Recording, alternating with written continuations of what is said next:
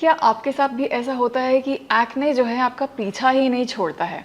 आपने शायद हर तरह का face wash, face cream, medicated creams या इवन डर्माटोलॉजिस्ट ने जो प्रिस्क्राइब किया होगा एंटीबायोटिक का कोर्स, यहाँ तक कि आइसोट्रेटिनॉइन यूज़ कर चुके होंगे।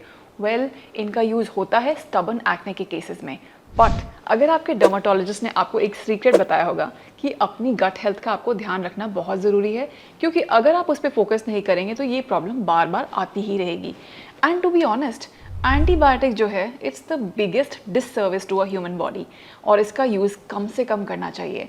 जहाँ तक हो सके अपनी नेचुरल इम्यूनिटी को इतना बढ़ाएं और गट हेल्थ को इतना अच्छा रखें कि एक्ने जैसी छोटी प्रॉब्लम जो है बार बार नहीं हो। एक्चुअली इसको छोटा भी नहीं बोलना चाहिए, क्योंकि जिसको होती है उसको पता है कि कितना ट्रबलसम है एक्ने होना।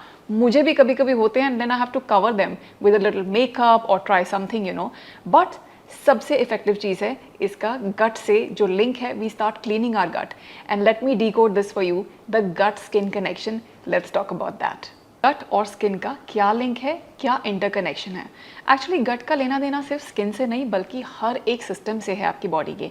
आपकी वेल बींग, आपके थॉट्स, आपका nervous system, digestive system affects everything. आपका cardiac, your respiratory, kidney, I mean talk about it, it's everything.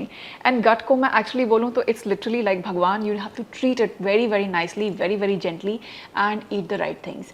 Let me break this down into 3 parts. सबसे पहला इन्फ्लेमेशन, दूसरा प्रॉब्लम्स लाइक कॉन्स्टिपेशन जिसका मतलब है आपकी बॉडी नेचुरली डिटॉक्स नहीं कर पा रही है, and lastly I will talk about leaky gut syndrome या फिर IBS जैसी प्रॉब्लम्स जिसकी वजह से लीकी गट के कारण बहुत सारे इन्फ्लेमेटरी साइटोकाइंस आपके ब्लड स्ट्रीम में पास ऑन होते हैं और बॉडी में generalised inflammation, and then some things like acne, psoriasis and many other conditions of the skin like eczema and flare-ups also happen. आज हम फोकस कर रहे हैं सिर्फ स्किन पर।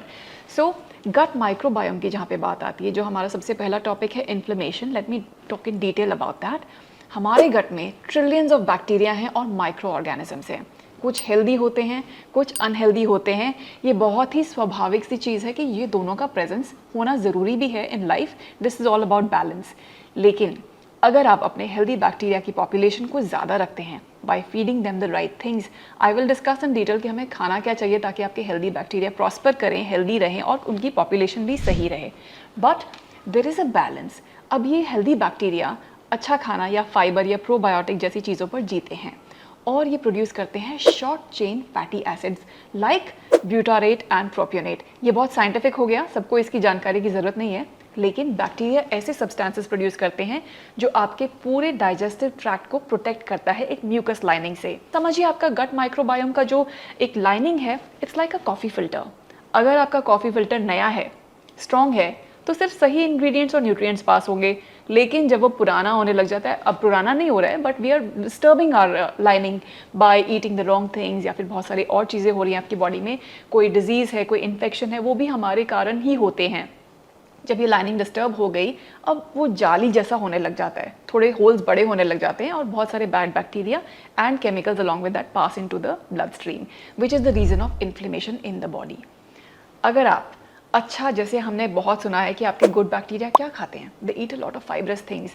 दैट मीन्स अगर आपको रॉ नहीं सूट करता है तो कुक्ड ही सही, पका हुआ ही सही, but eat a lot of variety of fruits and vegetables, a variety of grains and a variety of healthy fats.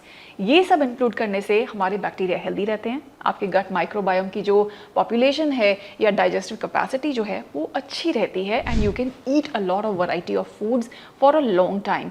आपको बॉदर नहीं करना पड़ता है कि मुझे ये नहीं सूट कर रहा है या वो नहीं सूट कर रहा है, एंड ये बचपन से अगर हम आदत बनाएं तो बहुत बेहतर रहता है लाइफ में। Let's talk about constipation. उसका भी सबसे पहला क्या कारण है? फाइबर की कमी, पानी पीने की कमी। आपको कम से कम 3 लीटर पानी, I would say average adult को पीना ही चाहिए।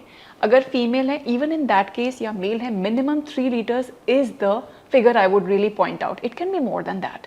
एंड अगर हम फ्लूइड्स की बात करें, you could be taking a green juice या छाछ। अब छाछ क्यों इंपॉर्टेंट है? क्योंकि इसमें होते हैं probiotics, healthy live bacteria strains, जो ना ही आपके पॉपुलेशन को रेज करते हैं अच्छे बैक्टीरिया की, but also they support a lot of healthy mechanisms in the body which we can talk about in detail later. Now constipation fibre की कमी से और फ्लूइड की कमी से हुआ। अगर आप इन दोनों चीज़ों का ध्यान रखना शुरू कर देंगे तो आपकी बॉडी नेचुरली डिटॉक्सिफाई बहुत अच्छे से कर रही है। अब हम जब गट के बारे में बात कर रहे थे, मैंने बात की इन्फ्लेमेशन और लीकी गट, जो मैंने आपको डिस्क्राइब किया with an example of a coffee filter. And हमारा तीसरा जो कॉन्स्टिपेशन का कॉन्सेप्ट है, which is like the body is holding on to the toxins in the system.